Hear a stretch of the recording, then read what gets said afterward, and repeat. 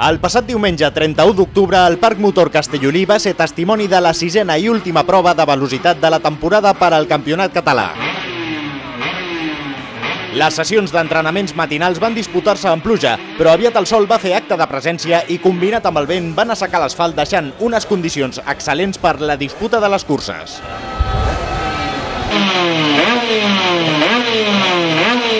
Els encarregats d'obrir la jornada van ser els pilots de la categoria Challenge 80.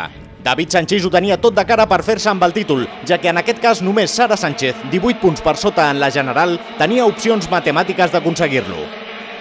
El francès Fabio Quartararo sortia des de la pole i, tot i que la primera volta va ser segon per darrere de Jordi Ramon Forrellat, aviat va poder passar-lo i rodar en solitari la resta de voltes fins al final.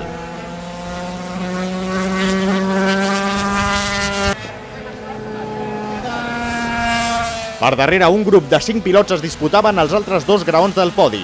Marc Miralles i David Sanchís eren els més forts i van intercanviar-se les posicions durant la cursa, però finalment Miralles va agafar una petita avantatge respecte a Sanchís que li va ser suficient per creuar segon la línia de meta.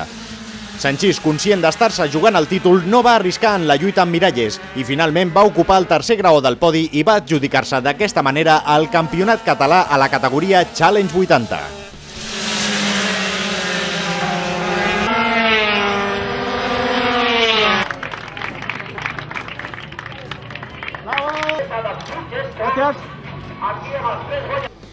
Una buena salida y después 20 segundos la recta de detrás y bueno.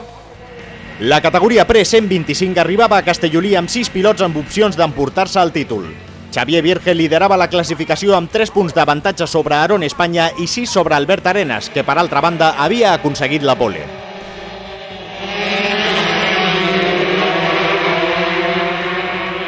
Després de l'apagada del semàfor, Francesco Bagnaia va liderar la cursa durant les primeres voltes, però amb Arenas i Vierge a la seva estela. Tots 3 pilots van marcar un ritme tan alt que aviat van distanciar-se de Ferran Cardús, que rodava quart en solitari.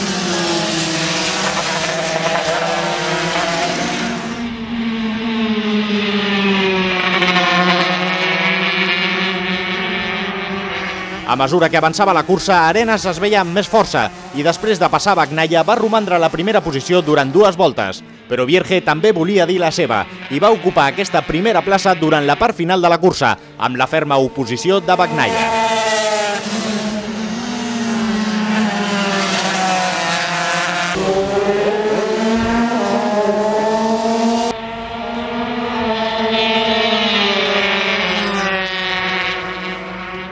Aquest intercanvi de posicions va durar fins al darrer revolt, on Vierge va entrar a la recta de meta primer amb Arenas i Bagnaia lluitant colze a colze per la segona posició, que va ser pel dorsal 41 Francesco Bagnaia.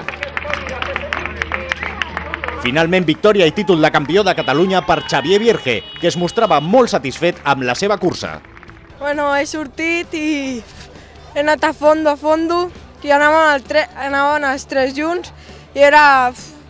Tots 3 podien guanyar i al final doncs, he aconseguit guanyar. Ara he guanyat el campionat, guanyant la carrera, que és el que més m'ha agradat.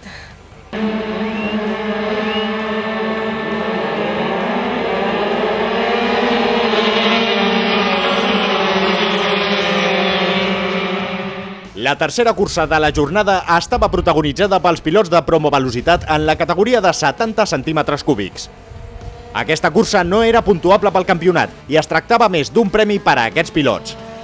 Marc Garcia va protagonitzar un gran inici de cursa, liderant en solitari la sessió amb un altíssim ritme, però a la quarta volta el canvi de la seva metraquit va dir prou i va haver de retirar-se.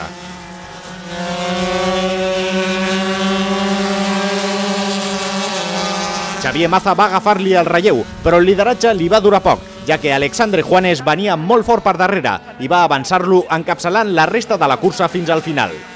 Iker Martínez també va passar a Maza i va finalitzar segon per davant del dorsal 61, que va ocupar el tercer graó del podi.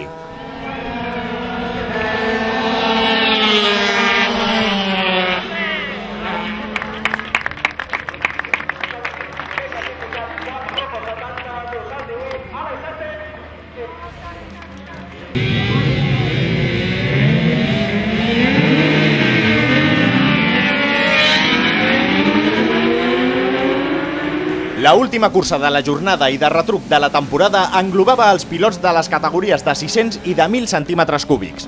D'aquesta cursa s'ha de destacar la increïble remuntada protagonitzada per Marc Gélida, que després d'una mala sortida va anar escalant llocs fins a situar-se primer i guanyar la cursa. Aquesta victòria li otorga el tercer lloc a la general de la categoria Extreme.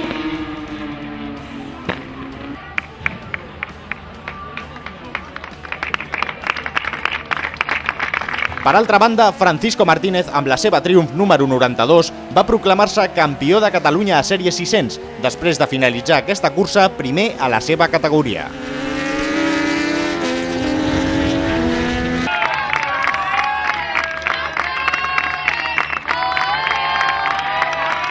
Fins aquí la temporada del Campionat Català de Velocitat. Molts dels pilots que han protagonitzat increïbles curses aquest any pujaran de categoria la propera temporada o passaran a d'altres campionats en el seu camí per ser campions del món. I no exagerem, ja que gran part dels pilots que formen, per exemple, la graella del Mundial de 125 han passat abans pel Campionat Català de Velocitat.